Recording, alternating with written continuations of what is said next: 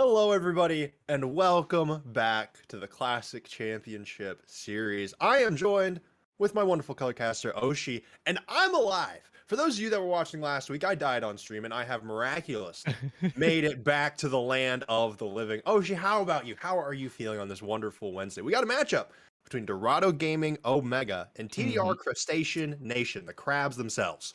One of the best team names you could possibly come up with, Crustacean Nation. It's so good. I'm doing wonderful. You missed an incredible interview, probably the most professional interview that we've had. Really? No comment. I'll have to go back and watch. I haven't seen it yet, but But that was 7 days ago, and we've got at least 2, hopefully 3 games coming for you guys right now. And if I'll tell you what, if the pregame lobby chat is anything to go by, it's going to be a heater. We've been catching strays over here on the desk. Like there's absolutely been no holds barred in the chat over here. So Did I'm you just definitely you just say Bard? no holds barred. Yeah. What's it Bar. supposed to? What? It's just Bar. Bard is the champion. Okay. Anyways, besides that, we have a pretty exciting matchup, as we said. So Dorado Gaming Omega, they're sitting at the top of the standings for Group A. It is only week 2, but there's still only 3 undefeated teams. And TDR Crustacean Nation, they're currently sitting at 1-1. Dorado, I think, is definitely a team that people have their eyes on, that people definitely need to be looking out for in this group as a potential winner of it. And Lock, and they only lost to ID Frozen, who were the team that ended up taking the whole thing. But Crustacean Nation, they took Frozen to 3 games last week. They definitely seem they're not a team that I think are necessarily favorites coming into this Wednesday split, but I definitely think they can punch up here, and a win against Dorado would really do well for them to ensure that they can lock in a playoff spot. Yeah, I mean, we saw Dorado Gaming Omega just do what they do, right? And then of course we got the beautiful harmonica solo afterwards. Yeah, just as kind of like the cherry on top right there. So, Yep. watching Crustacean Nation come in is going to be a whole lot of fun. Coming in against, I mean, Dorado Gaming is probably the best known CCS organization, right? Yes. So having any of their members from that organization on a team together, playing together is incredible. Yep. But what you and I were talking about is we're kind of become accustomed to. That's a Jana first. You know what? I wasn't even going to talk about this yet because I didn't think it'd go this fast. But these guys are rapid firing through drafts. So let's rapid fire back. Look at the bands real quick. Look on your left side, Renata, GP, Catfish, and then we have the horse, the singer, and the Siver on the other side. And then we have a Jana first pick. That's not a flex. Janatop, I don't know. We see the Senna picked up for Dorado. I mean, that is a flex. That is a flex. We could see it. I mean, we saw it mid lane a couple of times, but I expect it to be somewhere. But I do want to note specifically that Hecarim pick. Joby for the side of TDR Crustacean Nation had a 19 kill Hecarim game. I think it was like week 1 or something. That man went absolutely ballistic on that champion. I was fully expecting to see that one banned. I was honestly expecting to see more jungle targets towards Joby because Joby's been a real highlight for Crustacean Nation, I think, so far. But Dorado, they've grabbed the Senate, they've grabbed the Olaf, a big power pick. Last time we saw it for them, I believe, was in the hands of Harmonica God. So could go there, could go into the hands of Stunna in the jungle, but we'll have to see. I'm interested to see where they're going to take it. I definitely expect to see that in the top lane. Harmonica God, very well known for the Olaf, even just after the last series that we saw him playing it in. That is a Shyvana lock, which we have also seen a fair amount in the top lane, generally with the teleport and the ignite because of the move speed boost from your W. Fair matchup, I would say, between the Olaf and Shyvana, right? Both of them very heavy brawlers. They like to just take shots at each other, could just kind of swing and go at it constantly. Auto attack reset on Shyvana to give her the advantage. Obviously, the true damage E from Olaf and the sustain of the W. Big thing is Olaf's ult brings nothing to the matchup. Right. At all. No CC on Shyvana's part. She doesn't need to lock him down. She just kills you. Yeah. So, and a Jinx coming in. That is some bad news bears if that Olaf gets fed. Yeah, I mean, we've seen that Olaf just chop people up. Oh my goodness, I forgot she was. I forgot she is it's week legal. 3. That's it is week 3 of Nyla. She is free in week 3. We are no longer disabling her, and Dorado have already picked her up. That will be going into the hands of Joker, and we've seen just how crazy that man can get. Joker also playing in the Diamond League. He is a Plat World Champion coming in on this. Is absolutely a pick that I think Crustacean Nation should be terrified of. And Dorado, it looks like they are playing the composition of let's just make a big Olaf. Yeah, it's just a big ball right now, right? And they could keep Olaf alive if they want to. They can peel away. They right now, what you're looking at on Dorado Gaming side is one shot potential. Yeah. They see you, they catch you, you die, and your team will not have time to react. I mean, having the long range snare from the center setup is all you need for that. Throw in everything else that you see. I mean, this is only 3. We're only 3 deep.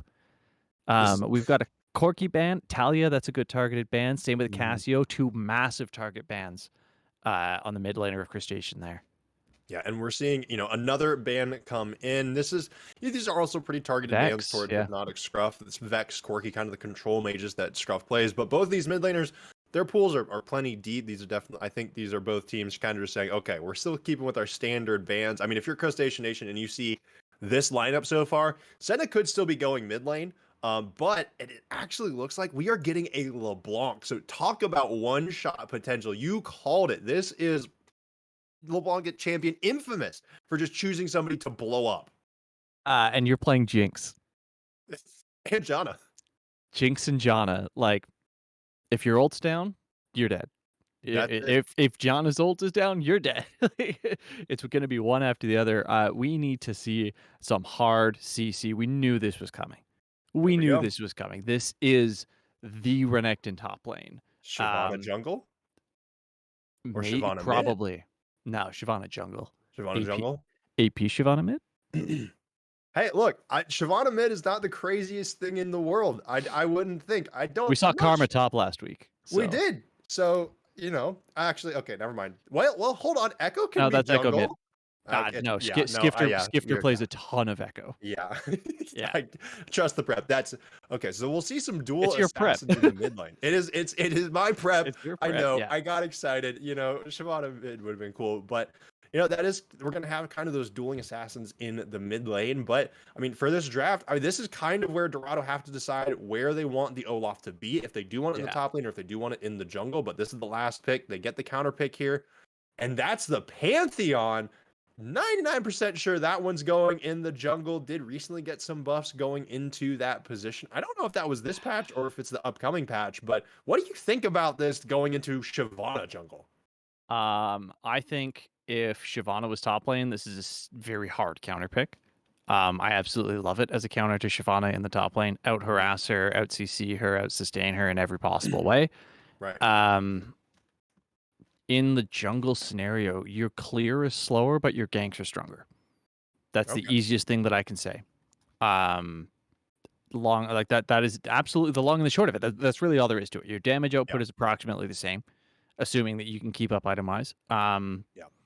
Nothing super special beyond that. It's where we're seeing everything. If we are seeing the Shyvana jungle, if we are seeing the Renekton top lane, which again is what we're expecting just by prep work, right? From what we've seen historically. I don't know. This is going to be a crazy game though. Like that's Echo. Obviously, you can't assassinate. It's not really going to happen. It's pretty difficult. Renekton, same thing. The ultimate's going to save him. He can CC. He also provides a lot of burst and a lot of sustain and a lot of tankiness all in one. I'm just trying to figure out what Crustacean Nation's gameplay is or game plan is, right? Yeah. I mean, okay, let's say your Echo gets fed and your Shyvana gets fed. You hop in and you pop what? You pop the LeBlanc, or you pop the Nyla. Nyla? Senna? Probably not, right? Like no. So you pop the LeBlanc, who's gonna W away from you, or the Nyla, who's you're not. So. This has got to be all about keeping Jinx alive and fighting front to back. Yeah, and what I'm thinking, I mean, if you're Crustacean Nation, I think you're kind of looking at Dorado's comp and going, I mean, I like the first pick, Janna, honestly, kind of seems like a bit of a soul reach since they don't have the Renata, which is, I mean, the Olaf wants to dive in, Nyla wants to dive in, Pantheon LeBlanc, they literally all want to dive in with Senna just like healing the backline, right? So if you're Crustacean Nation, you're just kind of like, wait for them to walk into you. But I mean, I guess if Dorado get to objectives first, which they tend to be pretty good about, it seems I don't like Crustacean. They're gonna have a hard time getting into it. But if they can get there first, I think Dorado might actually have kind of a hard time diving into the Renekton Echo Janna kind of composition. If, and it's a big caveat, if they have the vision. Something we have seen a very, very large problem with a lot of these plat level teams is vision control. Yes, they'll get themselves vision to get to the dragon pit. They don't get vision on the opposing side of the dragon pit, which means they still don't know where those assassins are coming from. Yeah. So if they're in pit and have vision in pit, but the other team also has vision in pit, you all have to stand in a big ball, in which case you're all taking an empowered LeBlanc W with her R. Like, you're going to get WR'd one on top of the other. You're all taking that AoE. Yep. So, then, but as well as sorry, I was going to say it is the Shyvana in the jungle. Yeah, not too surprised. I mean, if you pick Renekton, Renekton mid, or I don't think Skifter wants to pull Renekton a support, Perks. Janna top. Look, maybe we'll get some stuff. Maybe we'll get some crazy stuff later. But for now, we are going to have to see which of these teams will take game number 1. Again, this is a best of 3 series, so keep your eye on that as we get ready to head into game number 1. But make sure that before you do that, you check out our sponsor, Pro Comps, the ultimate tool when it comes to drafting and picking out your team, figuring out counter matchups. They take data from solo queue and from your games, or from your enemies' games, to figure out what is going to be best for you to draft into them, levels up your drafting, both in solo queue and in your competitive play. So use code CCS at checkout for your first 3 months with a discount. Links down below. It'll be in chat. But we're going to get into this game number 1 here in just a few minutes. Don't go anywhere.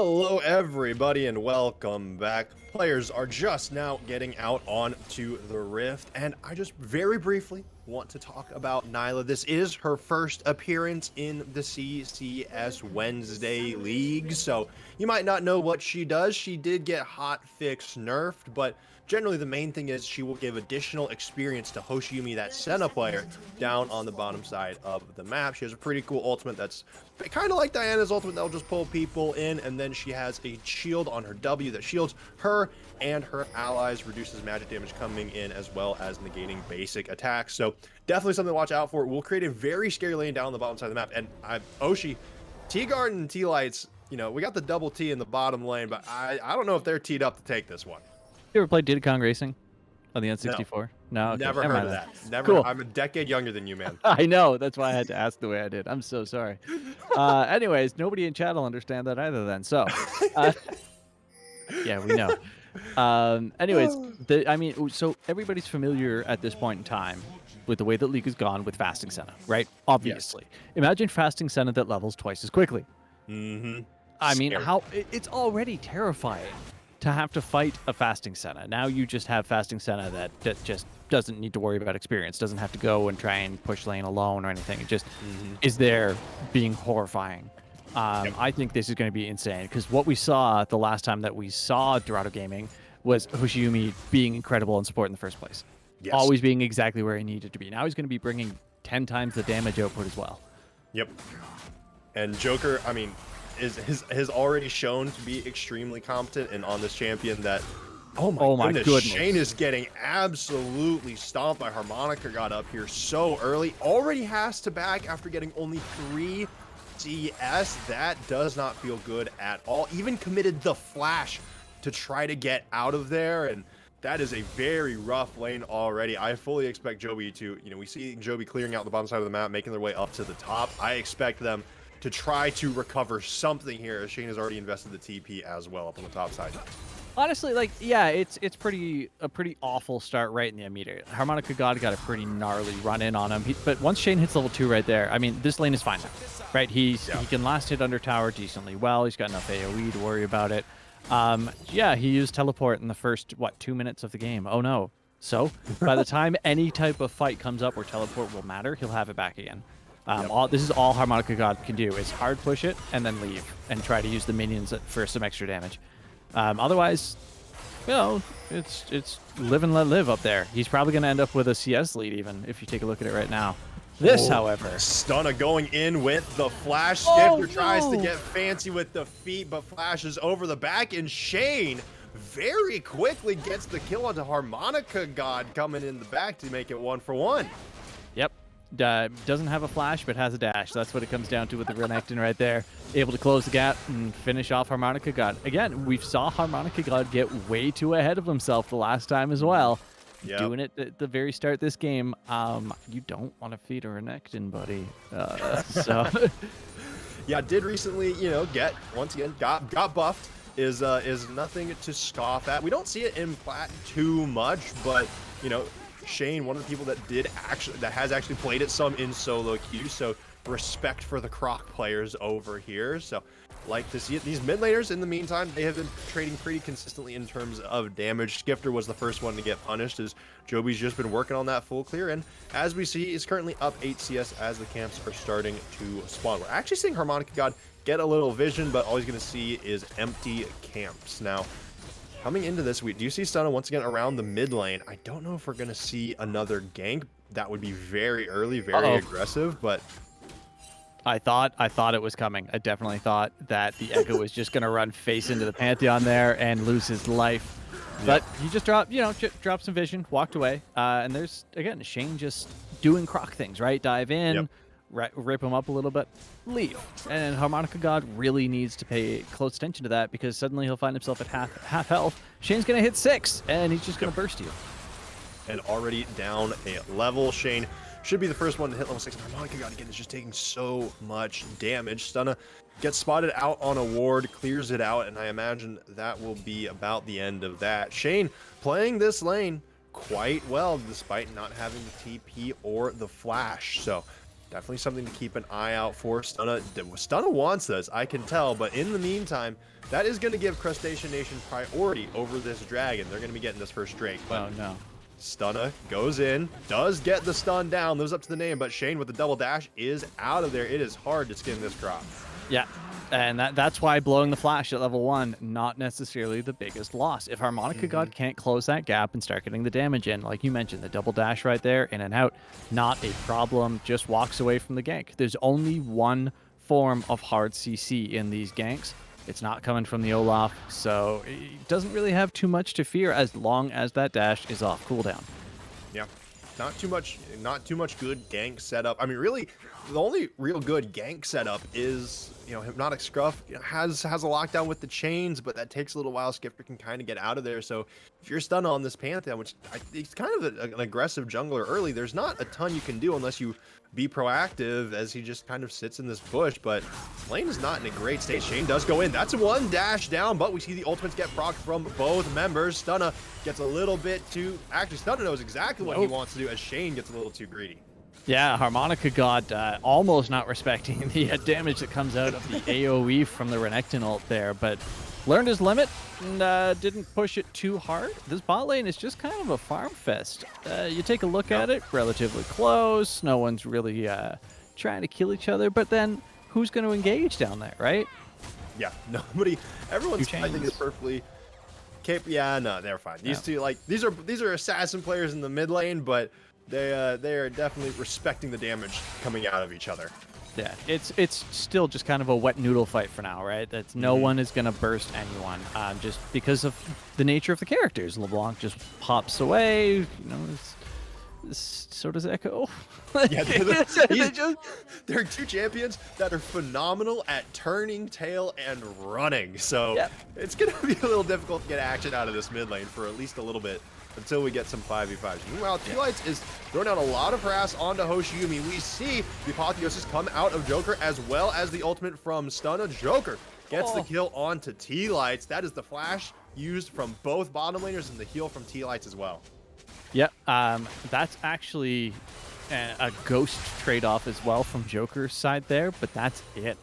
That is one summoner for a kill and 3 summoners. Incredible pickup for Dorado there. I mean, Joby's in the right spot at the right time with ult up. Oh, but Stunna locks down T-Guard, and these spears are doing so much damage, and Joby just cannot defend. His bottom laner is going to do his best to clear out the wave. Joker is taking some turret shots, taking some damage as well from the Shyvana. The shield is coming through. Dawning Shadow over the top doesn't quite do enough damage as T-Light makes the way back down to the bottom side. Oh, Shane definitely not able to keep up with the damage anymore. The ultimate goes. That's a lot of healing, but Harmonica God gets the kill first, and the top laners traded off each other. The handshake to say, all right, we're sending each other back to the fountain.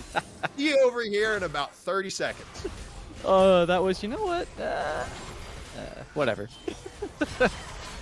But you can see in the bot lane, again, in this replay, they tried to dive the Shyvana, not able to completely close it out. That's kind of how it goes. And this is the brawl that we saw that was the perfect draw. It really does look like Harmonica God could just take this straight through, but cooldowns and then that AoE damage, he died to minions.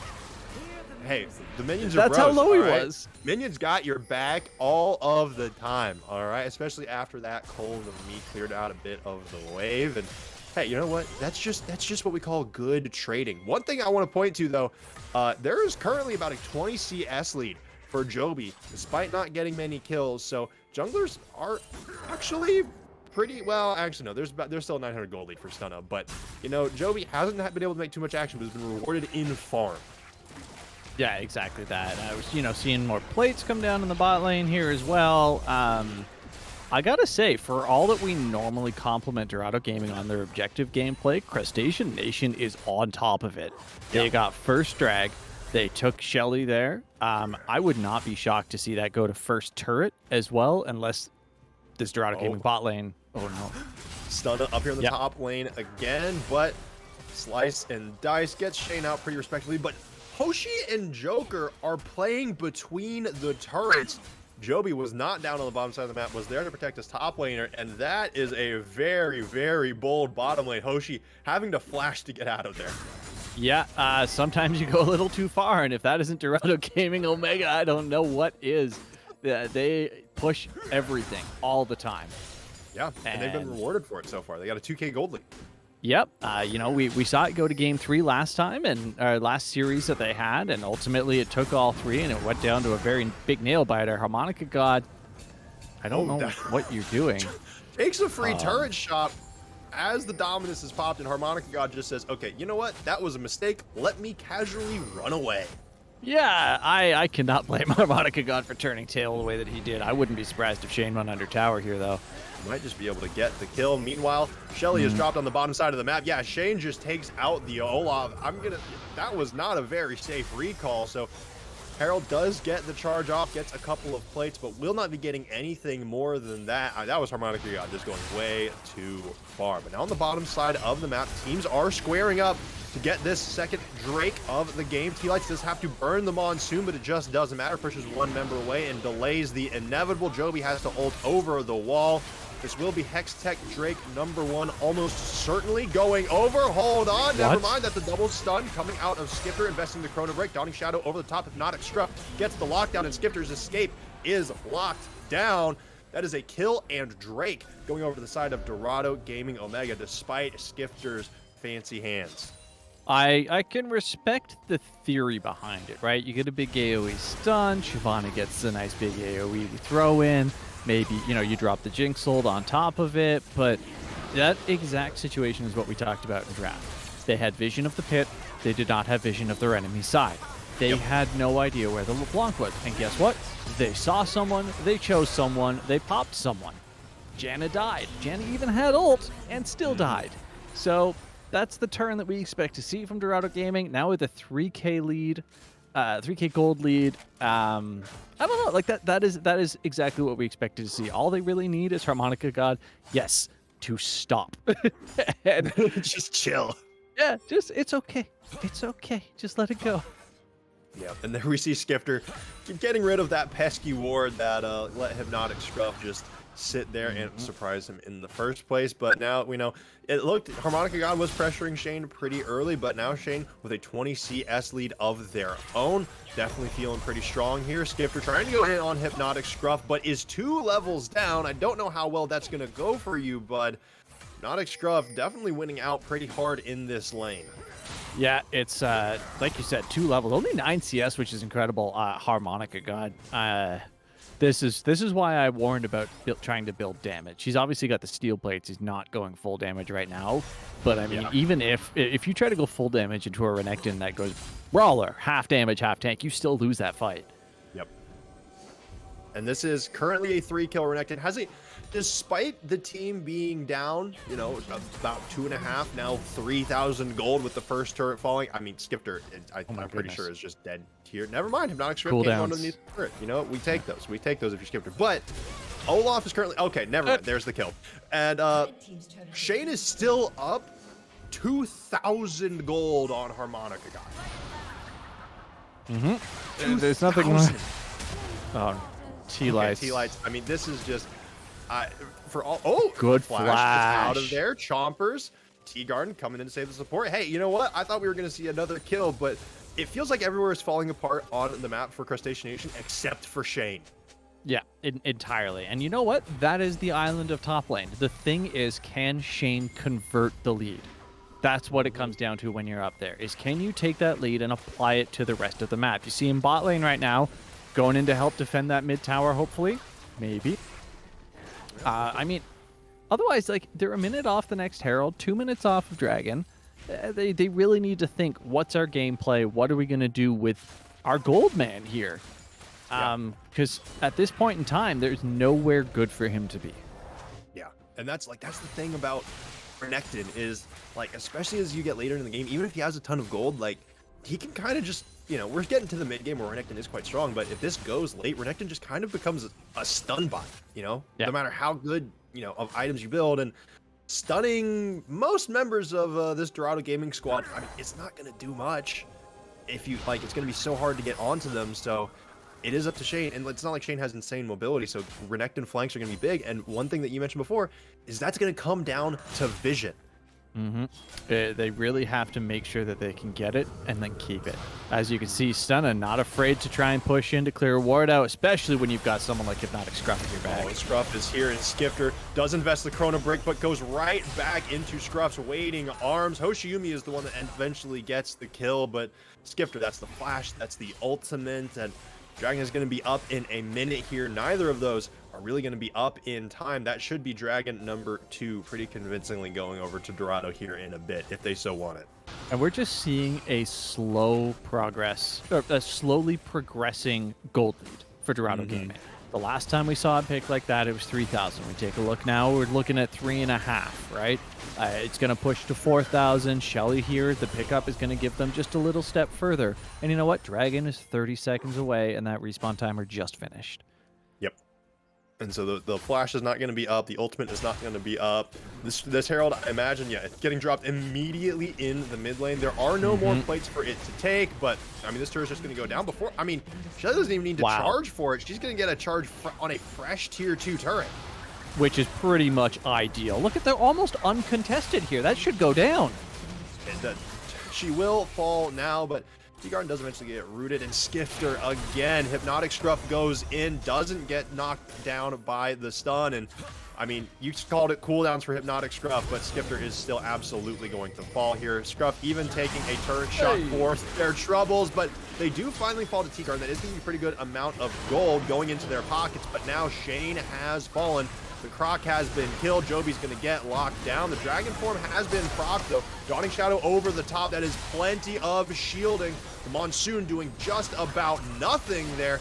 There we see Joker is going to get assisted by the lockdown, but however, that is the Nyla that has fallen. Stunna on the run. Now Hoshiumi trying to heal up his jungler, but Joby is here. The Dragon gets the shutdown onto Pantheon. Hoshiumi is left alone for the time being. Harmonica God's TP will be up soon, but I don't think they're going to invest it. Hoshiumi goes for the flash, throws down the root, decides to go back in for a little bit more, but Joby is ready to scrap. This is the Shyvana. She can heal up pretty well with the Janna, and Hoshiumi just got a little bit greedy. Harmonica God, meanwhile, is taking care of the turret in the top side of the map. So again, we have a situation of Dorado Gaming being too hungry. You got the pick off the big top laner. You pushed out the jungler, and Dragon had spawned. Leave. Yeah. It's okay. The jungler was already under half health. Oh, Harmonica God. Harmonica God wants to go in, as does Scruff. This is a 2v3 with a Jinx on the way. T-Lights is gonna fall. Here comes the Pantheon. Hypnotic Scruff has splashed back into the river, and Skifter has just arrived and has to get out over the wall. Again, the ultimate already invested. Dragon has reset, and Dorado still somehow end up being the ones that are gonna get the Dragon. This is the teleport. That is the global ultimate. That is... Oh, never mind. I was about to say, go with the nice call, and that is a dead... Nope, it's not. It's a very nearly dead LeBlanc who has a lot of courage. Hypnotic Scruff just doesn't stop. I mean, it's not the W key, but it's the clicking towards the enemy side of the map key. It is. It's entirely the W key. You're right. It is the W key. It works in all games. It doesn't matter what you're playing. Even Pantheon, it's the stun key. You go forward. Renekton's wrong. That's all that matters. But Hypnotic Scruff is playing, not even, Hypnotic Scruff is playing past the edge. Shane gets out of here, no problem. It's a Nyla and a Senna, but Hypnotic Scruff is playing past the edge of safety at literally all points. You sometimes see those LeBlancs that are just like always teasing the enemy team. Hypnotic Scruff's not even teasing. He's just walking up at them menacingly. Yeah, that's not a tease. That's a closed fist right in front of you. Like, yeah, like they didn't. He hasn't even stopped in front of your face yet. He's still wound up. You don't know if it's coming or if he's may having fun. He does have that dark seal though. Only one stack on it for now, but we gotta pay attention to that because. Harmonica God does get locked down very, very briefly. Dawning Shadow just barely catches them on the edge for a little bit of shielding, but That red smite ticking down, does plenty of damage, takes down the Olaf. Stunna has arrived now, living up to their name. The Jinx Rock from the other side of the map, well, quite about from base, does a little bit of damage, but not enough. Shane is still on the run. The Dominus has already been procced, cannot get used now, and this Pantheon is looking pretty scary. The Eclipse procs doing work. That is a 4, 1, and 7. You know what? Both junglers have 4 kills right now. Both top laners very close, only 1 kill off, 20 CS off. This is incredibly tight until you look at mid lane, where you have 0-5 and 1 Echo. Like, it's just, it doesn't. Skifter is having see all those pings? See all those pings down there? They know LeBlanc is down there. Without a doubt. That's a ward in the bush there. Yeah. Yeah. So they definitely know.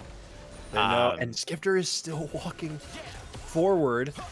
What's he gonna do? He has to do something. I mean, true. Has finally caught up by level, but Hypnotic Scruff, anywhere Hypnotic Scruff goes, it becomes so dangerous. The rest of the team just has to be on the other side of the map, and I mean, Skifter somehow has to start playing safer. But I mean, if you're Crustacean Nation, like again, your Renekton still has about a 1,500 gold lead on this Olaf, but it still doesn't feel like it's translating well, even in these team fights. And that is one of the things that Dorado Gaming does best. They control the map. That's how they get their wins. Normally, it's because, oh, that's a big catch. Joker popping both. But still managing to get out of there. So, that's a somewhat important cooldown, but Joby should be able to refresh it pretty quickly before any major fights happen. Yeah, I mean, all they have to do is Joker DC. That's... Nah, he's back. We're good. Okay. Cool.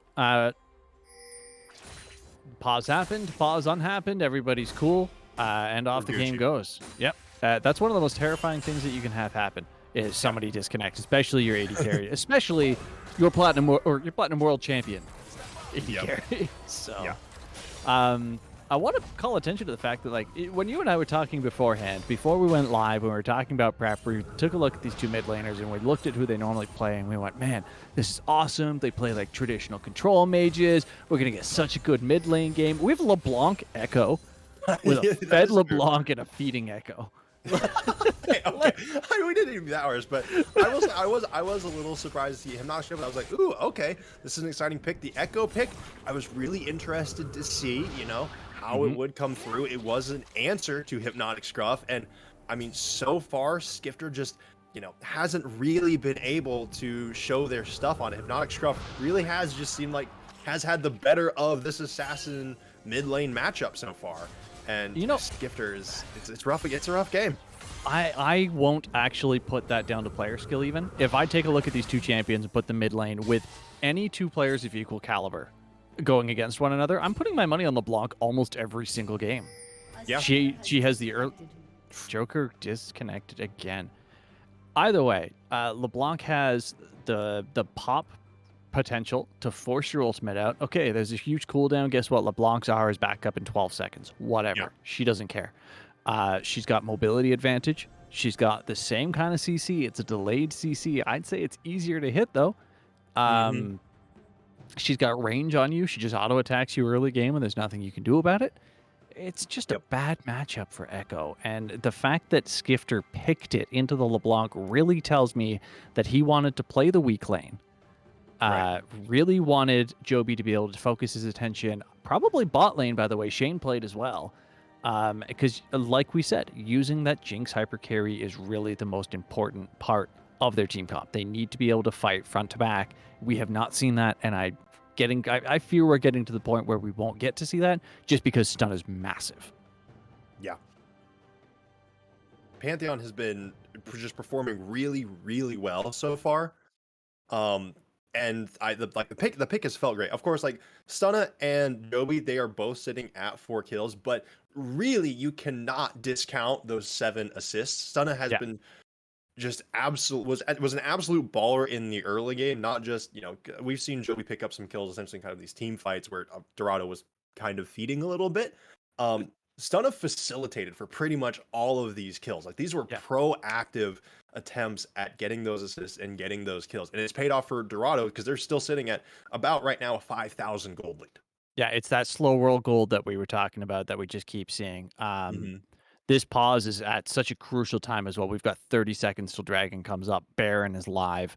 Um, you know what? It's a tough situation. And just because you mentioned the assists, we're gonna go and actually look at the scoreboard. You guys can't. I'm sorry at the moment because we have a little delay screen on as we should. But there's 15 kills on Dorado's side, and 11 of those are participation for Hmm. Stunna. Yeah. That's 11. But then go all the way to the bottom. You've got 9 for Hoshiomi, Hmm. 8 for Joker. That's insane gold spread. And that's because they're going as a team. They're rolling together. You look Yeah. at the Shyvana, 4 kills, no assists. So You, it's yeah. she's trying. She's trying. But it definitely feels like Dorado are definitely playing really well as a team. I will say again, Shane has been performing really well. It definitely feels like Crustacean Nation. They haven't quite been able to get that Gestalt principle, becoming more than just becoming more than the sum of their parts. So I'm interested to see how that can play out more. We saw some good objective control early. I want to see more of that coming into the rest of the game. But Dorado, they haven't even gotten into their big death ball yet, and it still feels like they're playing better as a team. Yeah, and it a large part of that again comes down to the control that they tend to have. Just looking at the map with this pause screen, I can see 1, 2, 3 red wards on the blue side and no blue wards on the red side, even though we currently have Shane sitting at Krugs on red side. But no wards. He isn't pushing in to put a ward at Hmm. the red buff. Nothing near the mid towers. He's just recalling. He pushed the lane in. He recalls. He's going to go group for drag. Yeah, for sure. I get it. Take 2 seconds. Drop a ward up there. Dragon doesn't spawn for 30. You have enough time to recall and walk down there with 20. Yep. So it's a situation. That is a reconnect. We might be Looks like we're getting back. back into this. We're just waiting to see it in the chat for the ready. Yep. And there, Naturally, we're still 3 minutes behind. So yes. So again, there will be a brief delay, and then once everything gets unpaused, what will happen is there will be a very brief stutter in the game where it will freeze as the gameplay is happening. Never fear. That's just what happens after the unpause gets there. We'll be back in there briefly, but just again, brief refresher on the game state. Nothing too crazy, no major cooldowns were just burned, but there is 30 seconds before the dragon spawns. You can see in your minimap, and we're actually looking at it right now in this bottom quadrant of the jungle. Teams are starting to group up here. Shane is currently recalling. I fully expect to see a TP or at least full-on dead sprint towards this dragon pit. Both teams are getting ready to congregate here. Joker will be the last one to get there. Well, it'll be relatively close. But I'm fully expecting to see a 5-on-5 team fight here. yeah, right now this is the big thing. Look at all the vision. Look at those 2 red wards. There's one in the pit. Hypnotic Scruff clearly looking to pop someone. Not willing to risk it. Understandable. Here's the starter that we're talking about. It's fine. It gives you guys a second to catch up and take a look at everything. We get to listen to the sweeper sound. You all love it. It's almost as obnoxious as I am. Ultimately, though, in this bot lane, you have Skifter and Harmonica God. Echo, you're not gonna kill the Olaf, but you can definitely make him have a bad time. Doesn't look like he's willing to risk it though. Just wants to clear the wave. And this is another thing that you were talking about. There are a lot of blue side wards for Crustacean Nation, but they are not where the enemy is going to be. They're trying to catch a flank. Harmonica God and Skifter are going in on each other, but as you said it, the Olaf is going to win this fight 9 times out of 10. T-Garden comes in for backup. Joby is here, does have a full Fury bar, so the Dragon's Descent will come in shortly, but Hypnotic Scruff is going to be on the backside of the fight. We'll get caught out on the ward. We see another very brief stutter. Hypnotic Scruff has a phenomenal flank here if he can pull it off. They know exactly where he is, but watch the blast cone. What he can do. Harmonica God, exactly as you were saying, the blast cone is right there. Shane wants to go, and Dominus is popped, but Exhaust comes down. Harmonica God gets charging onto T-Garden. T-Garden has to flash into the rest of the team, but Stunna gets a lot of good lockdown. Shane makes absolutely nothing happen on the backside of the fight. Harmonica God is still very much alive. That is 2 for nothing. Meanwhile, the minions get a turret, but it just doesn't matter. The LeBlanc gets shut down, but that is 3 kills for 1 so far. A double kill for Joker. Joby is on the run, but you're not going to be able to escape this one. And in the meantime, T-Guard is running into the enemy side of the jungle, and Harmonica God is taking the red buff to heal up. That is going to be Dragon number 3 and soul point for Dorado Gaming Omega. I have to say that the #1 difference maker in that fight is gold and gold alone. Crustacean fought that phenomenally. Look at the Jinx. Look at all the peels she received. They kept the entire rest of Dorado Gaming away while they killed LeBlanc, while they very nearly killed Olaf. Yeah. There was nothing better that could have been done because they kept that hyper carry alive. The biggest problem is that hyper carry has no sustain presently. Yep. No dashes to get away on her own. She had to build Kraken because you need to be able to burn through that Olaf and burn through that Pantheon in the front to back fights. They didn't get a front to back fight. If I really want to say this, and I beg forgiveness if I am incorrect. If they manage to get a proper front to back fight, I truly believe Crustacean could win it at this point. I could see it with Shane, with that Prowler's Claw looking for the damage. I can absolutely see it. But, I mean, Harmonica God getting on the back line, I think that really just screwed everything up for Crustacean Nation. Because it did look, you're right, it looked really good to start off with that. But, I mean, we saw Joker, I mean, currently sitting at those 2 items, they're 2 quite strong items, was just able to chew through Shane before Shane was really able to do anything. Skifter does get onto Hoshiyumi. That is the support, though, and Skifter just taking a ton of damage. But one thing I want to point out is Joker and Hoshiyumi. They were currently in that fight. They were about a level and a half up on their opposing laners. That is the power of Nyla really coming into play. So looks like we're getting another fight here as both teams are posturing around the Baron. Hypnotic Scruff W's over the wall, goes with the distortion, so that is down. Stunna goes in, but is in the middle of 5 without too much help. Harmonica God comes in on the backside, but Dawning Shadow has already been used. It is currently 1-for-1. It is support for jungle. T-Garden goes down, and all of a sudden, Dorado Gaming Omega, they are just cleaning up. They don't need numbers when they have the wallet. That is going to be Baron, as Skifter can only run away, and he can't run far enough. Hypnotic Scruff, wait, maybe he can. And Hypnotic Scruff just can't quite get the last of the... Okay, I shouldn't curse this. Oh, okay. Hold on. Skifter flashes out. Skifter makes it out. The great escape happens, but they still lose Baron. I think Skifter's given up. In the replay, you'll see they very nearly get a catch.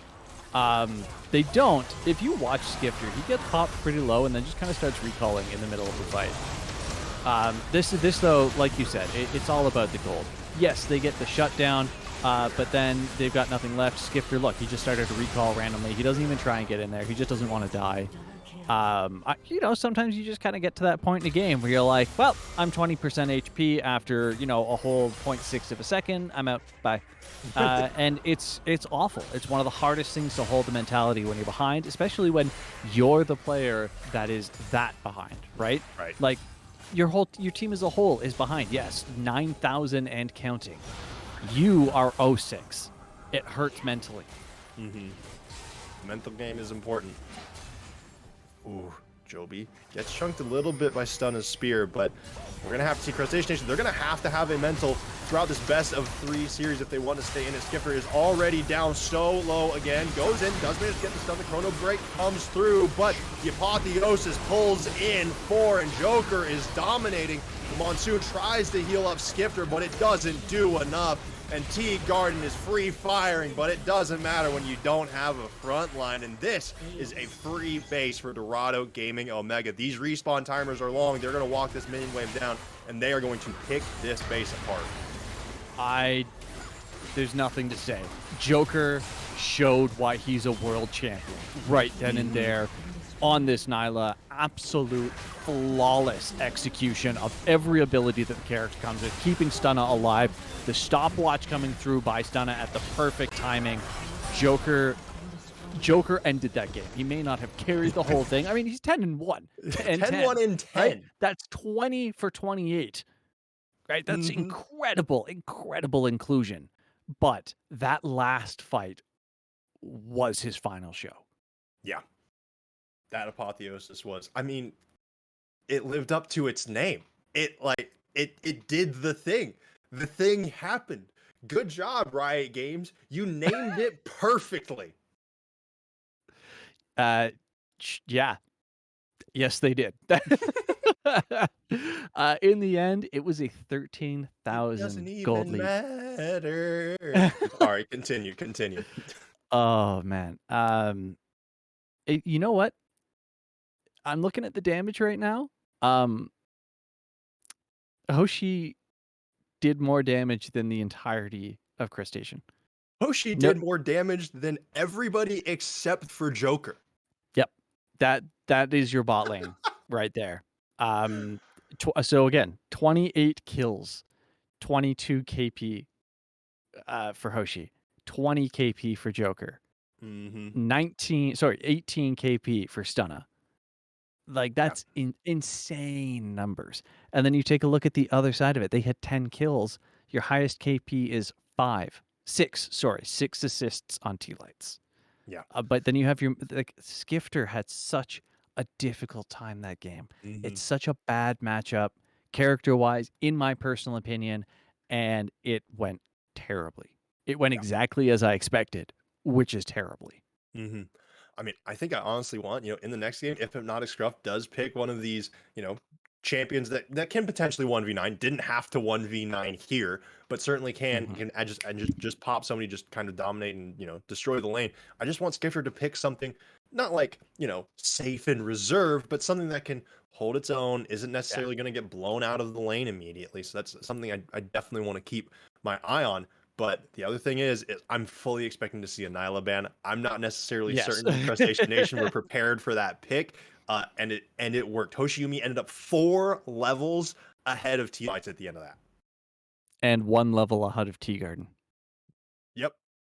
I for those of you that didn't look it up, because I know you did, which is why you said what you said, the definition of apotheosis is, quote, the highest point in the development of something, better known as Mhm. the culmination or the climax.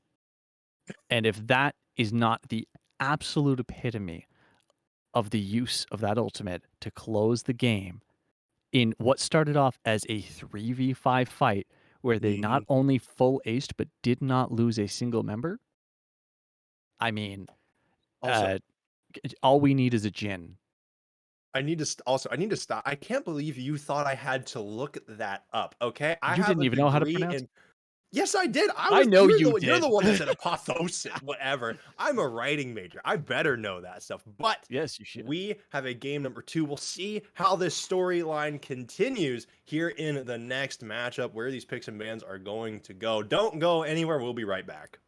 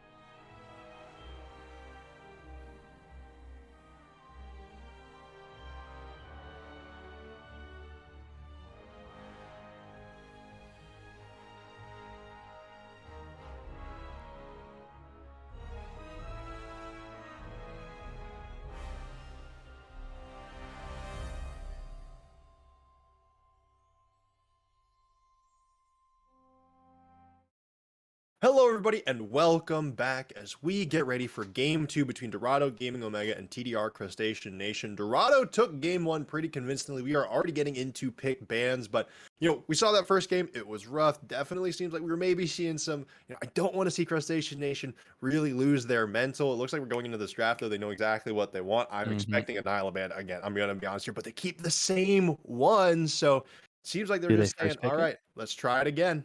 We'll see. Do Dorado, they? it worked. It looked good. It would be so rude to first pick, in my opinion. But like, what do you pick to counter it at that point, right? I mean, think about it. You want to Zeri, the other they broken first one? pick, yeah, right? Like, okay, cool. Now you have a bust off, and then what's the rest of it? You're just gonna pick assassins. Yes, send a first pick, definitely, because it doesn't matter what you play it with. Just good. And we saw it looked Yep. good in the last game. I don't think this is a hypnotic scruff champion. I don't think we will see it necessarily, especially after that LeBlanc game, but it's certainly a scary pick. And TDR Crustacean Mhm. Nation, I hope they're coming into this with a good plan for the draft. I do think, I do think that, and if of any team, I think they are one of the ones that can take another game off of Dorado, and they actually start by picking up a zillion. How do you counter excess experience?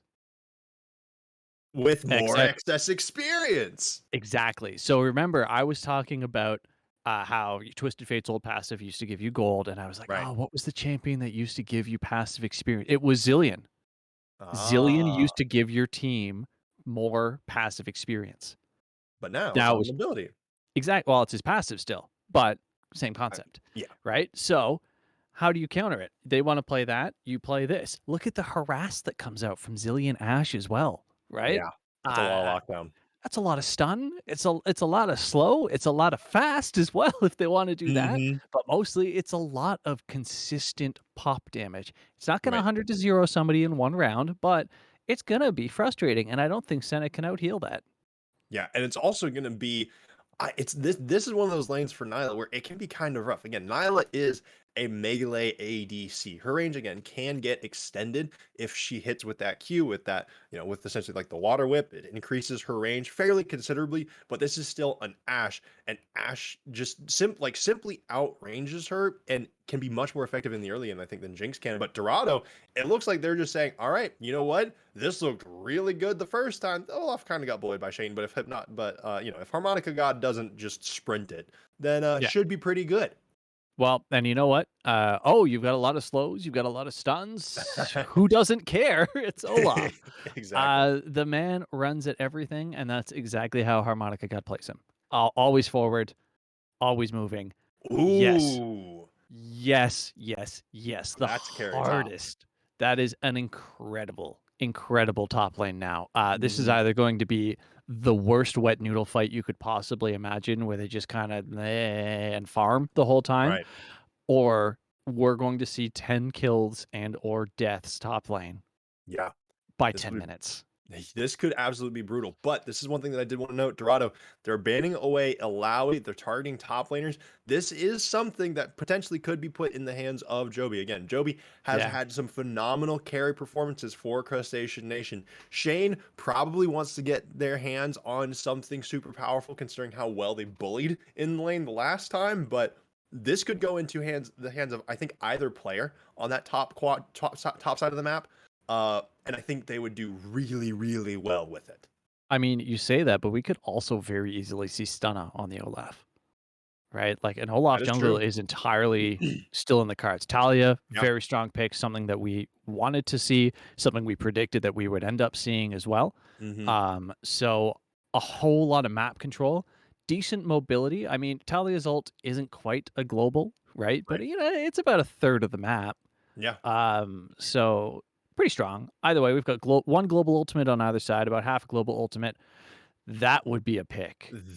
Talk about going up, and Yes. that is talk about upgrading in damage from LeBlanc to Ah. Cassidon. That this makes things No. explosive. And do it. They're not going to. They're not going to. There's no way. I would Stunna with the Jarvan, I'd be so happy. I'd almost rather an Olaf top lane. That's Any of these. I don't care. There we go. Yeah, okay. That's a Vi. There we go. Yeah. Shane picks up the I have Renekton to. again. Perfect. Yes, that is the correct play. I loved the Renekton. It went well. It goes great with this comp as well. Very disruptive, able to dive the backline and just force them to focus him. A lot of damage, a lot of sustain, a lot of health. Yeah, did great pick. Again, Shane played incredibly well. Did very, very well in the matchup. We have to see Harmonica God really hold it back. I highly doubt we'll see the same type of level 1 that we saw last time. Mm-hmm. What I'm super interested in, Vi's ult and her entire engage as a result is entirely hard countered by Mordekaiser ult. Yeah.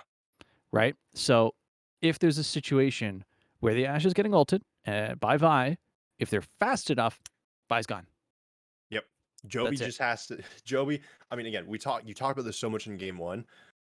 Joby needs vision. Joby needs to figure out where this Vi is going, where to match Stunna, and I fully expect this game to be a head-to-head of the junglers. Of course, depending on how it goes, Joker's going to make it all about himself.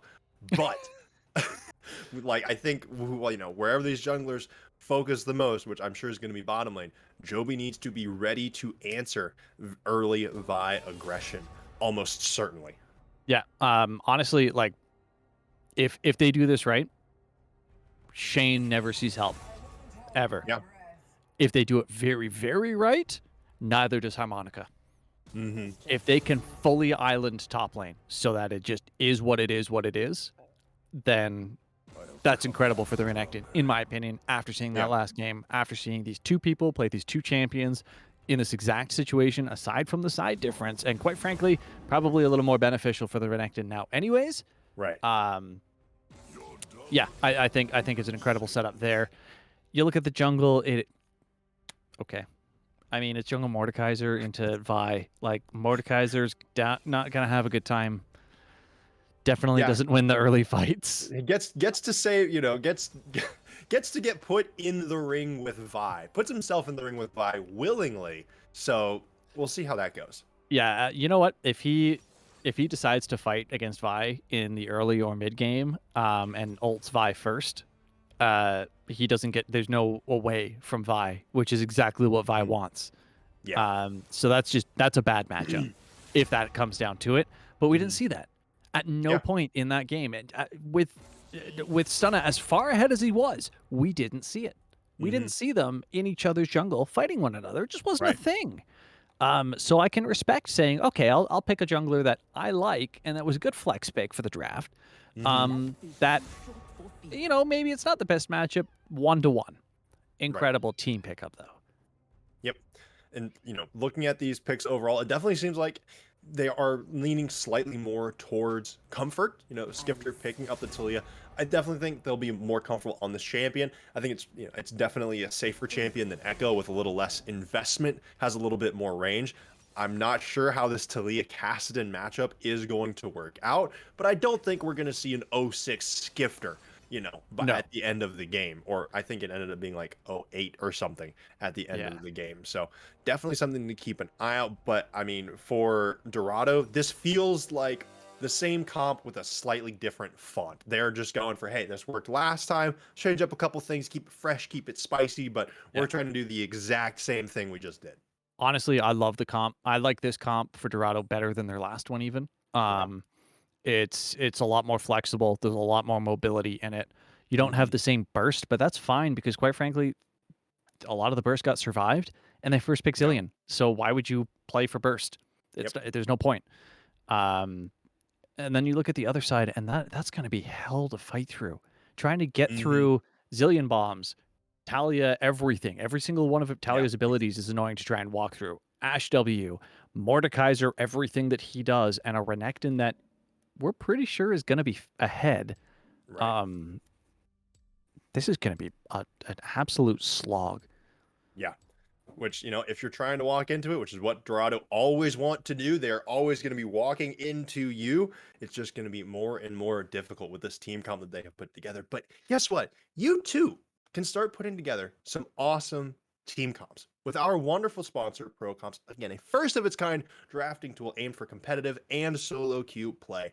Pro Comps users use live feedback and analysis on drafting, giving you recommendations on picks, bans, notes on matchups, analysis on the enemy team's win conditions. All these features allow you to gain an edge on your opponent and improve your drafting skills.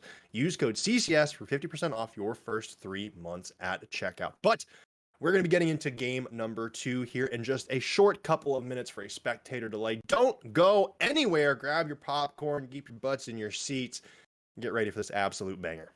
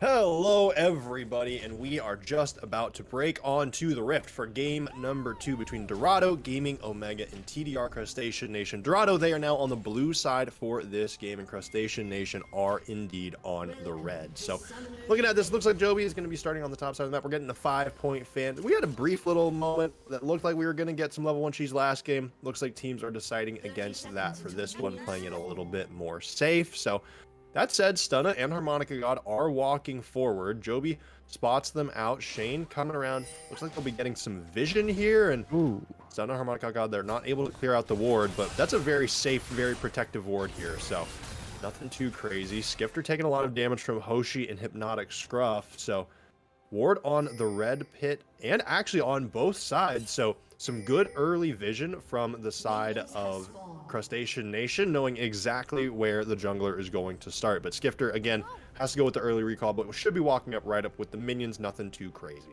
Yeah, nothing super lost right there. Couple seconds maybe, but I highly doubt that. But the bot lane's going to leash it anyways. That ward in the blue pit right there, it was an incredible play by Shane. As soon as Joby saw them, saw both the top laner and jungle over on that, in the mid lane area, Shane just kind of skirted down, said, okay, I can get in here and do this. And while that's not the most damning piece of vision ever, there's also one in the red buff. Yep. That is significantly more important because that will tell you what direction he heads. And knowing where Stunna is knowing how the game is going to go. This man dictates the pace at all times. This is going to be the same level 1, level 2 that we saw, and it's level 3 that Shane really turns it. Yeah, Coldney does get a little bit of HP for Shane, but again, we saw it last game. As soon as that level 2 hits, Shane feels much, much better in the lane. I'm honestly expecting Shane not even to go for the recall, so we're seeing damage coming out of the mid laners. They were very aggressive in the last game with the trades, but they were able to escape much easier. I'm interested to see how it goes now, but Joker and Hoshiyumi, they do have the level 2 advantage. They tick over first, but T-Garden and T-Lights play it pretty safe. They don't get too aggressive. They were aware of this, and they reach up to level 2 at the same time. Yeah, this is definitely going to be a painful mid lane for Hypnotic Scruff for the first while. Love to see the teleport come out there. Skifter going for the ignite as well. Massive, because you've got to burn down the Kassadin, otherwise he just ults away and gets out. Yep.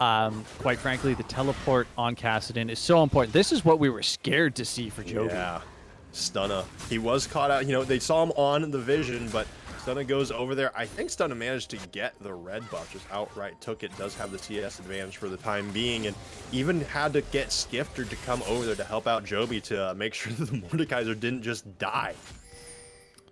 I'm trying to figure out this. Is there something that I missed? Yeah, there. Harmonica God just kills Shane. No problem. I think Shane did not realize Harmonica God was waiting in the bush. No, Shane just had a very strong engage and kind of really pushed Harmonica God to relatively low health. So I think he felt a little too safe. Right. And that is the exact opposite of what we saw in game 1. Oh, Harmonica God. Oh, I thought Shane was going to walk forward in that bush. If there was a single slice and dice forward, that would have been a dead Olaf. So I have to admit to something. I have played Olaf recently, and I didn't realize his E got changed. Yes. Until right now. I just watching the brawl, I went, why does Olaf have a shield? It's pretty sweet. It feels pretty good. That's, you know, especially that's really what helps the top lane matchup a little bit. I think at least, you know, coming in Shane here, if Harmonica God can keep those E's going and keep the shield coming in. But for the time being, you know, we do have a bit of a turnaround for this top lane matchup, but Shane wants to go in, does get the slice and dice, and the Coldmeek doesn't quite hit. Harmonica God wants to go in for a little damage. We saw him get way too aggressive earlier, and Shane has to flash away again. Harmonica God with the undertow gets the slow, but can't go pick up the axe to get the refresh, and just has to back up and clear the wave. That's a situation of throwing your Q a little too far. You want to throw it far enough to make sure you get the hit, but he threw it too far that he couldn't get the easy reset on it. Now Stunna in this bot. That is pretty aggressive from the jungler, but I'm expecting to see too much crazy come through. The exhaust does land on to Joker, but T-Lights and T-Garden, they're not feeling the pressure too much. That is a flash and an exhaust forced. T-Lights is going to back up, but Joby is actually taking a ton of damage from Harmonica God here and just hands another kill over to the Olaf. This is just bad news for Shane now. He in an even lane, Shane was doing fantastic, and he got himself so far ahead and was able to brawl, and now he's 2 kills down. He's 15 CS down. And in this bot lane, like, yeah, they burned a flash, they got the heal, they got the exhaust. They also burned 2 flashes of their own. Both Joker and Hoshi flashed in that fight to try and lock down a kill. Oh no. Harmonica God, like, I understand you're 6, but you need to recall, dude. He's waiting. Yeah, that 6 has come through, as has the additional gold, but doesn't get too aggressive onto Shane. Was just waiting to clear the wave, it looked like. I was getting very nervous up there, but Harmonica God playing it much safer, did not get too excited. That being said, Crustacean Nation, they want to go for this dragon again. Stunna makes a very brief appearance, gets a little bit of chip damage, but nothing too exciting. Doesn't want to commit all the way in. Meanwhile, Harmonica God certainly does. Shane still doesn't have the dominance. Harmonica God pops Ragnarok. It has already faded, so Shane is low on HP, but so is Harmonica God. This is still a level advantage up on the top side of the map, and after chasing away the members of Crustacean Nation, Dorado are the first ones to capture this Cloud Dragon. Yeah, able to slide in here very nicely. Honestly, Harmonica God's play right there wasn't just about lane challenging. It was map control, which is what Dorado is so incredibly good at. He said, okay, yeah, I'm the level up. That gives me an advantage in the fight, whatever. Harmonica God wasn't necessarily trying to kill Shane. It would have been a great added bonus.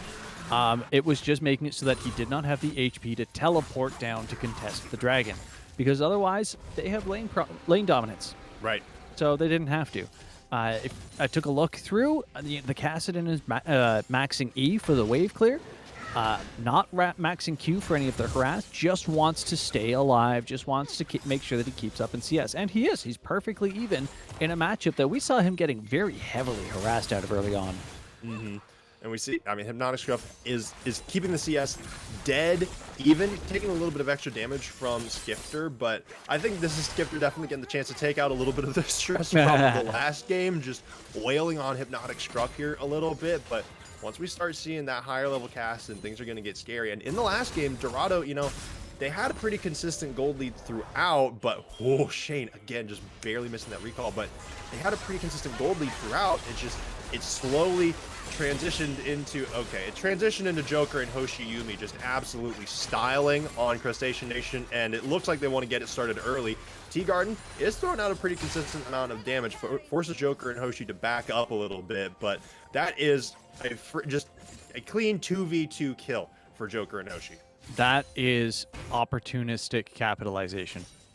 T-Lights got ahead of himself, tried to use the passive to dump some experience into T-Garden, and Dorado just showed the matchup knowledge and said, all right, we're just going to go in, because there's nothing that you can do once you start dumping that experience in. Easy free kill, ultimately, right there. Unfortunate for T-Lights, but it could have been a misclick. It does happen. You're just kind of clicking around. You accidentally click on your ally, and oh, well, now you're dumping experience in. Oh. The volley got dangerously close there, but that did damage. It did, but Dorado Gaming Omega, they are the escape artists. You can't they just keep recalling right before danger gets right on top of them. Shane gets a stun onto Harmonica God, slice and dices out, and the undertow just barely misses. T-Garden and T-Lights, they are going to get a plate for their troubles, but they very quickly back off, and that's a very greedy recall. They should be able to get out of there without too much problem. The Dawning Shadow comes through. It does stop T-Lights from backing, but the Zillion will just go back underneath the turret. Nothing scary happening to him now, and does have the ultimate to get anybody out of jail for free, but he can't escape yet. He's not recalling behind his turret, not playing it too safe. Neither are the top laners, though. Shane and Harmonica God, they keep trading. Harmonica God goes all the way underneath the turret. That is a Renekton that does have Dominus ready, so if you're Harmonica God, you have to start being careful here. Also, the recurve bow for Shane here. That's the first thing that he went on his back. Joker tanking a tower shot there. That's not what you want. Oh, actually, both of them tank a tower shot. The top laners just start slapping each other, and Shane has to get out of there. The Ragnarok and Dominus were popped at the same time, but nobody dies. Nobody dies. Harmonica God gets the better trade. 2 levels up. 24 CS up. That's over a 20% lead right now in CS, and got another plate. Harmonica God is very good at steamrolling lanes. and is also very good at transferring that into the rest of the game, which is obviously, as we have said well over a dozen times now, the #1 problem Shane had last game. Yep. This is terrifying. Harmonica God's half health, though, and still in lane, even though he has teleport up. Hypnotic Scruff does get knocked back, has to flash onto the rocks from Skifter, but despite that, managed to ult over the wall. Hoshi gets stunned up by T-Lights. That's just the Zillion being Zillion, getting a little bit of harass down. Harmonica God does get stunned up, but Shane would have to go under turret to commit to the fight. We are seeing scraps happening in literally every lane, but still, nobody has died yet. I'm fully expecting Harmonica God to just start running towards Shane at some point. He actually goes for the recall. Harmonica God, you're okay. Well, hold on. Undertow comes through. Harmonica, okay. He runs away. He's learning, Oshi. He's growing. He's evolving. But in the meantime, the bottom lane has decided that it is still time to scrap. T-Garden does get hit with the Zillion ultimate, will be reviving here very shortly, but just to die again. That is another kill, but this time it is going into Stunna's hands. The entire intent behind that was delay. It forced the teleport out of Harmonica God top lanes that as Red tried to push into the tower right there, trying to get some plates back, trying to get a bit of gold back for Shane. Right. It didn't go as well as they had hoped. Looks like a gank's coming in up there, though. Hopefully the camera goes for us. We'll see it here in just a moment, but keep an eye on that Mordekaiser. Joby does not quite get the pull in, doesn't want to take him into the Death Realm. You do not want to be in the Death Realm with an Olaf, especially with Ragnarok still up and ready. And Harmonica God has absolutely no fear going into what is essentially a 2v1 right now. Shane has equalized the levels. As I say, Harmonica God goes to level 10 and does proc at the Stride Breaker. Shane gets hit with the Undertow. This is a very slow Crocodile. Dominus goes pop. Harmonica God just trying to get out of there. Ragnarok has not been used yet. Oh my goodness. That's the Dawning Shadow over the top. That is the across the map help. And the Ragnarok is now going in, and the double kill. The axe goes smash. Harmonica God, with a little bit of help from Hoshiyumi, wins the 2v1, no problem. I want to let you know, even though you already know, it has to be said, that the Dawning Shadow's a skill shot. That's not targeted. It's quick. It's relatively quick, but it's still a skill shot. And he managed to hit both enemy targets and shield his ally in the worst possible angle.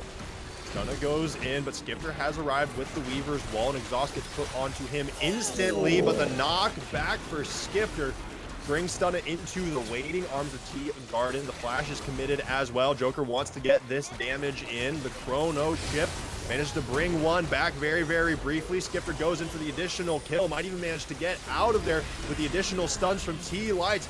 Doing plenty. It's currently 2 for 2 on the bottom side of the map, but Joby is here. Hypnotic Scruff is walking around in the Death Realm to their death. T-Lights manages to get out of there. It ends up being a 2 for 3. And we are at a 4,000 gold lead. And guess what? 11 kills at 13 minutes. These teams are not disappointing in the bloodbath. Like, you see their drafts and you're going, oh, they're going to fight, they're going to fight, they're going to fight. And then they do, and you love it. Every second of it, we love it. But I got to do the CS check-in because, quite frankly, Dorado Gaming is running away with it again. 40 CS difference in the top lane. Junglers are pretty even. 15, 20 CS in the mid lane.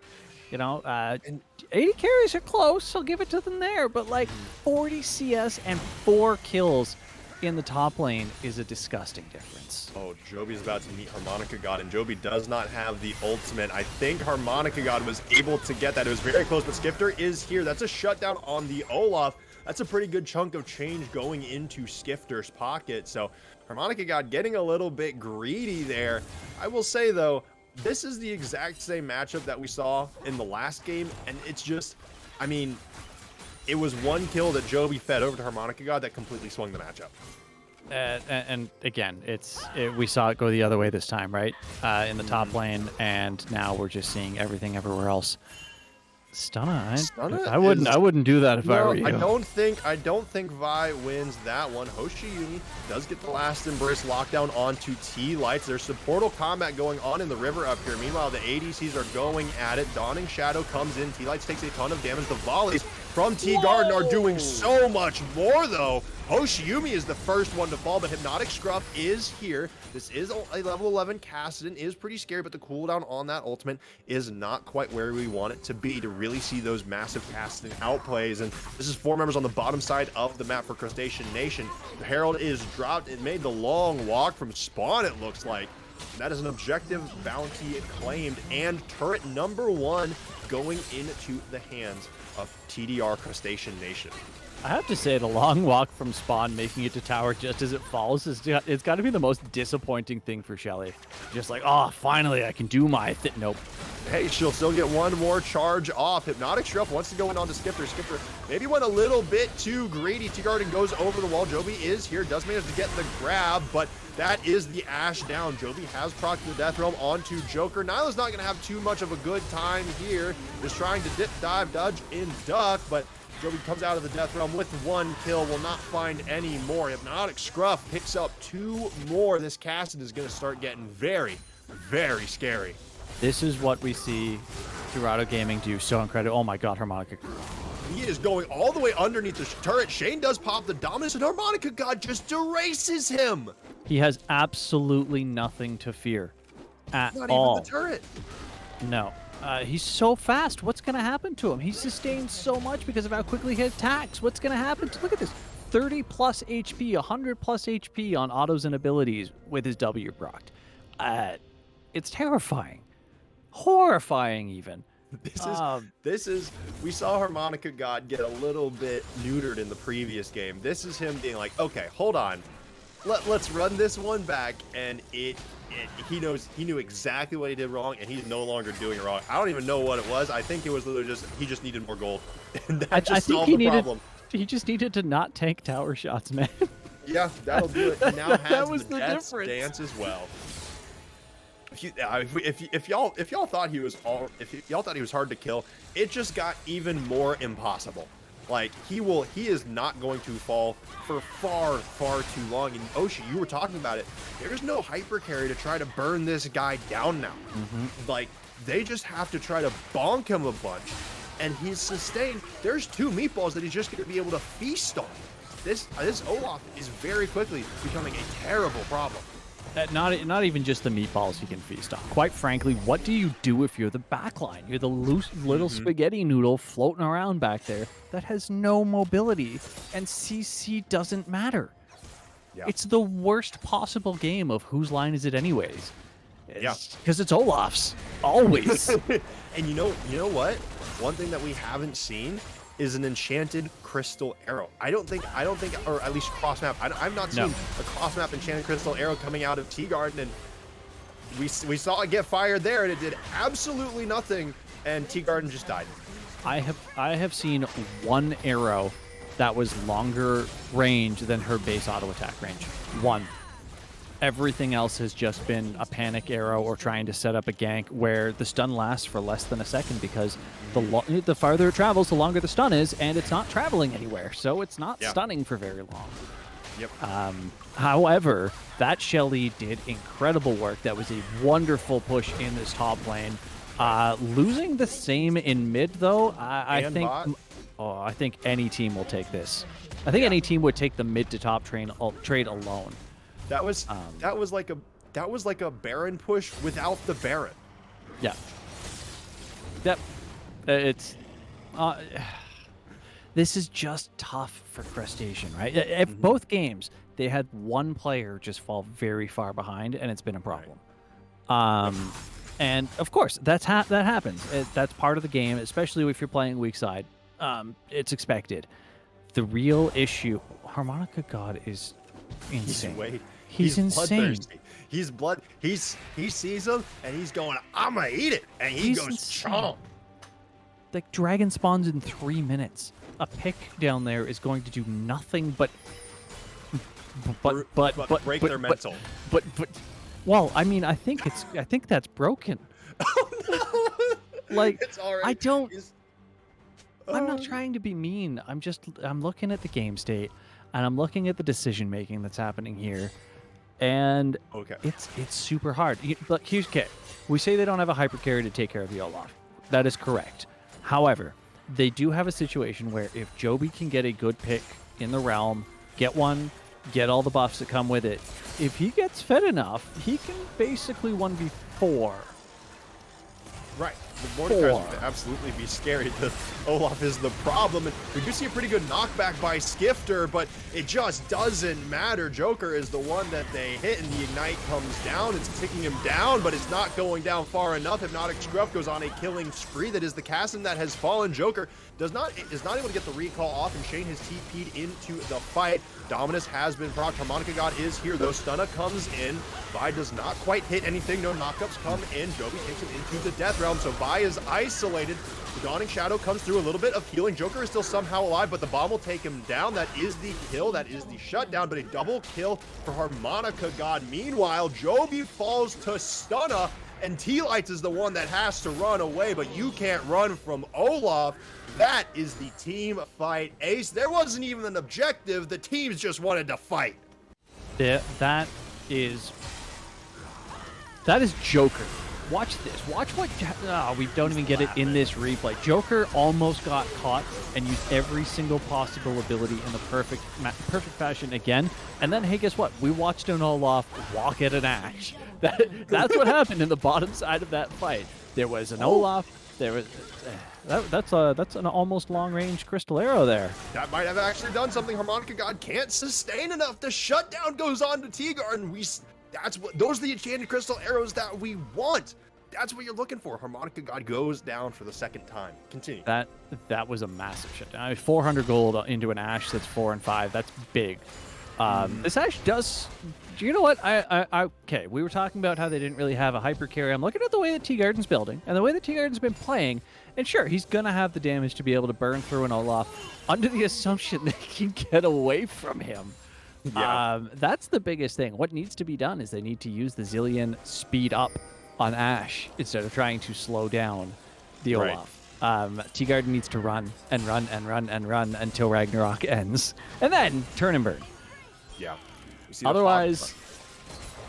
It's not going to work too well. We see them speed up to actually run towards the rest of the team. Stunna goes in, manages to get some knockups, but that is the jungler down. Harmonica God is in the middle of 4 right now and is almost able to take out T-Garden. Ragnarok has been popped. T-Lights falls, and we are seeing the result of this Olaf farming and farming and farming, and it is not looking good for Crustacean Nation. That is 2 kills for the cast, and Joker does fall. It's currently Hypnotic Scruff and Hoshi up against Joby.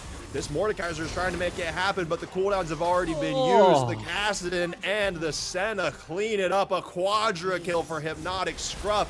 That is going to be the soul. Dorado Gaming Omega, it looked good for a second, but as we can see in this replay, it fell apart quick. That was incredible on all parts for Dorado, and quite frankly, Crustacean did the best that they could.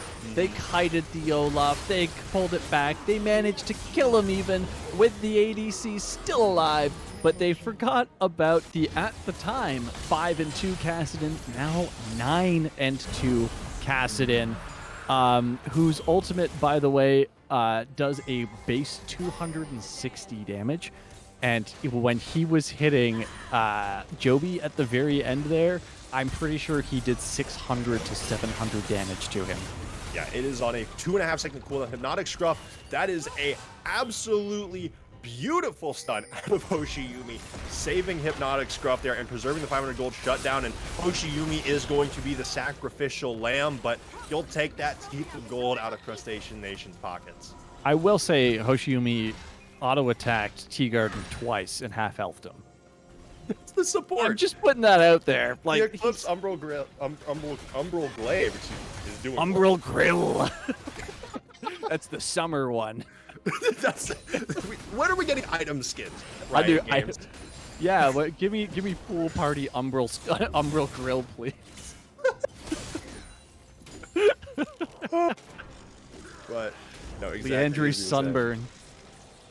God, that would hurt.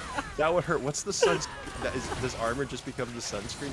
Anyways, that's besides the point. Senna is looking scary, but that is still, if you're Crustacean Nation, you will take the gold. And now Senna just walks into the enemy team, has to flash and dash away. Vi is slippery, but that is a fairly important cooldown used by the jungler. no major objectives except for the Baron that are currently up. And now we're starting to see these enchanted crystal arrows. Joker gets tossed in, thrown in, but there we see the apotheosis with the dawning shadow over the top. And Crustacean Nation, they just have to run away. Joker gets taken into the death realm once again. Meanwhile, Shane is killed on the top side of the map solo by Harmonica God. Hoshiyumi and Stunna are left to face what is currently a 2v4, while the solo laners of Dorado Gaming say, all right, you're killing us, we're killing your base. Well, here's the thing. Sure, they killed Joker. Joker half-healthed two of them with a full rotation of abilities and almost got out. Like, what a situation. Harmonica God doesn't care. He's got Ghost still. Look at the moves on this man. He just doesn't care. Like, he's going to turn and burn now, too. Onto Skifter. No way. See ever cost get proc. Joby doesn't have the death realm. Hoshiyumi is here. This is the sport. We saw this happen last week. Hoshi is here to bail out the top laner, and Stunna comes in. There's not enough healing to bail him all the way out, though. T-Guard with the volleys is absolutely tearing through Stunna, and Hoshiyumi can't do enough this time. Crustacean Nation, they're starting to claw it back. This gold lead, it's still 5,000, but that is closer than it was 2 minutes ago. Yeah, this is a massive, massive turnaround. Hoshiyumi almost did it again. Yeah, Shane, leave. You know what? You don't even get to leave. Hypnotic Scruff is, he knows enough. Gobbles him up. Oh, no. Arrow again. T-Guard, okay. That's a half-health T-Garden after a single use of the Void. I do believe he popped his E as well as the Rift block, but still. That was, This is not a level 16 Kassadin, by the way, folks. This is a level 15 Kassadin. I have to say, though, that was 800 gold injected into the Ashe right there, who is getting horrifying. That's Look the at the Dominix. That's 3 items.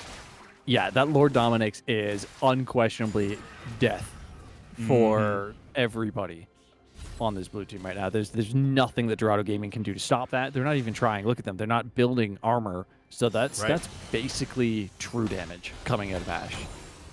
That's a lot of damage. But T-Garden has definitely said, hey, man, this is indeed the sub for Crustacean Nation. T-Garden is saying, all right, look, I'm just doing this myself. Meanwhile, Joby and Harmonica God, they're doing it now. Harmonica God takes Joby down to half. Joby manages to heal back up a considerable amount, but Harmonica God is still going forward. Shane is here. We saw this 2v1 happen already. Harmonica God won it the first time. Once again, we see the Dawning Shadow over the top. Harmonica God just cleans up the Mordekaiser. Skifter, T-Garden, they're on the way. They want to try to help, but you see the pings there on the Olaf. The Ragnarok was still running, and that all of a sudden with no jungler means Baron for the side of Dorado. And what are they gonna, like, you can't push into Hoshi and Hypnotic. You just can't. It's not an option. You want more people to go? Okay, fine. You lose your base to Harmonica God. Dorado Gaming is so good at their control. When Harmonica God gets ahead on these characters, this is why they pick Senna. Senna has nothing to do with the lane phase. It's because Hoshi's awareness is through the roof, and he can provide support everywhere.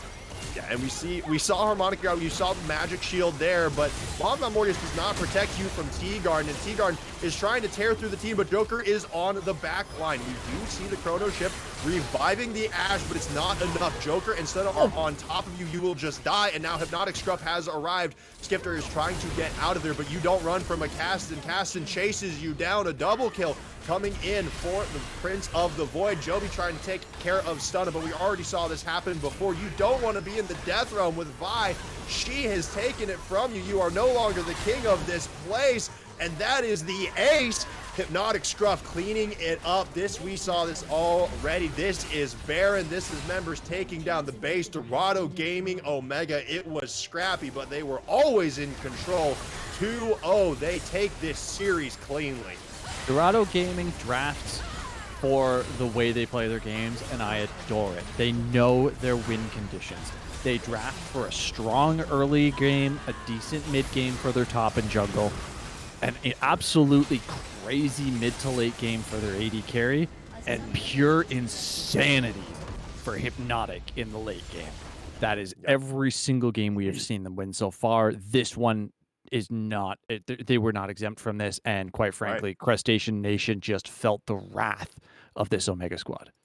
Yeah, there's just, if you're another team looking at Dorado Gaming Omega right now, you're like, oh yikes, how, and looking at this looking at this post game screen, I will say if you're Skifter and Tea Garden, felt better about it for sure. Harmonica God had 33,800 damage this game He and had didn't even have as many kills as Hypnotic Scruff.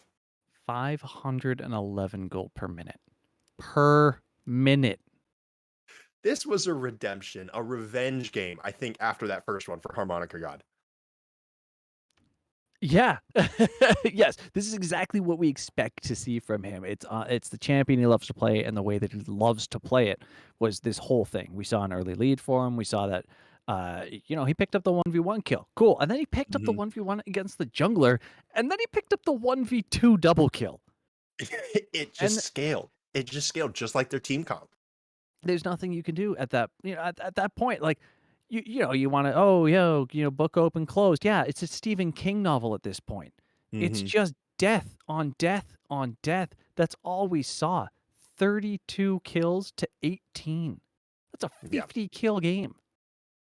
That was an absolute masterclass for Dorado. And it shows why they are at the top of the standings currently. They didn't drop a game today, so depending on how things go, they might technically sit at first alone, even if the other members of Group A who are currently undefeated remain undefeated in matches. We do check the game score. So a 2-0 here is definitely important because again, Crustacean Nation, they took a game off of ID Frozen last week. They played those games relatively close. So just getting a clean one here off of a team that had the chance of punching up for Dorado feels really good. Yeah. And quite frankly, like Crustacean Nation, I can't say anything too bad about the way that they played. Their biggest thing that I saw is conversion. That they in game one, they struggled to convert their strong top lane into the rest of the team. This time around, they struggled to convert I would say, equal rest of the map to a weak side top lane. You have to be able to play with a weak side, full stop. They drafted to play with a weak side very well. They drafted a team that kites very well. Their only real threat was Harmonica God. And unfortunately, it didn't go the way that they needed it to. If anybody else on that team got fed, they had the utility to deal with it. Exactly. The Olaf was not going to be stopped. The Olaf was not stopped. Never. Not once. All. And that's it. It was open and close to cliche myself as of that jungler kill, in my opinion. As soon as Joby went for a walk top lane and died, that was it. That Mordekaiser was never winning that fight. He was full health to a half health Olaf, and even then, it's not happening. You have no CC, you have no sustain, you don't have the damage, even late game. Yeah. And it never feels good to be like, all right, that's just a GG, go next. But I mean, if you're Shane, after you perform so well in that first game and you come into this and the only difference is your jungler went up and died to the top laner, like that's just something that it just feels kind of bad. You don't really like it. So if you're Crustacean Nation, obviously some things to review in VOD that are like, all right, we can clean some of those things up. But besides those, a couple of simple things, it was just Dorado feeling like they were outclassing yet again. I'm sure, I'm not looking at chat right now, but I'm sure we've already seen another easy win for Dorado Gaming get pasted in the chat about 50 million times. And it definitely felt like this definitely felt like a good confidence boost. And something to consider is that Dorado, if they can stay undefeated, their big challenge for this split is ID Frozen in week 9, which I'm 100% certain that match is going to get streamed. So if both teams stay on this undefeated track going into that final week, it's going to be absolutely explosive. But we still have a while for that. Still, it's definitely something to look forward to in the future. Yeah, it's going to be an incredible build up to that, and I definitely expect to see it go all the way through. If both teams remain undefeated, it will be insane. It will honestly harken back to the old CLG days of seasons 3 and 4, when that's it. That's all there was. That's all you watched. There was nothing else building, and it is going to clash like a storm. Yep. So we will get to watch it as this split progresses. Make sure that you keep watching the CCS. We had some fun games tonight. The CCS 2 stream was already over. I don't know how those guys finished faster than we did, but they did. They're already out of here. But there is still more to come tomorrow at both here at CCS_lol and our CCS2 channel. You'll find the links somewhere. And then we also have Friday. Oh, yes. I think I might know how they did it so quickly. I think What? they may have had some help with their drafts. Oh, are you talking about the one and only Pro Comps? The There's a all-in-one chance. drafting tool for you in your solo queue and competitive games. Use CCS as your code at checkout for 3 months at 50% for an all-in-one drafting tool that'll up your game. Yada, yada, yada. You get the spiel. But that will be it for us for today. Again, CCS tomorrow and Do we have an Friday as interview? well. Same time, same place. No Dorado's interview. not, our interviewers aren't responding. We already know how good Harmonica God is on the harmonica, though. So we've had a wonderful interview with those lovely folks over there. We're going to let them have their wonderful night to themselves. That being said, once again, I am Thunder. This has been Oshi. Oshi, any last words before we sign off for the night? The only thing that's worth it in life is your own happiness. Don't put others down to gain it, but make sure you have it. Truly wise words, honestly and truly. But again, thank you from us casters, our wonderful producer, not Mr. Fantastic. Very key that you don't forget that when tagging him in Discord, and all of the CCS staff and admin that have been here to help us this evening. And thank you to you, the viewers. Again, make sure you come out 8 p.m. tomorrow and Friday for our Thursday Plat League and our Friday Diamond League. There's always CCS content that Brankles is pumping out too, so check out our YouTube channel. That being said, be safe, be smart, make wise decisions, and farewell.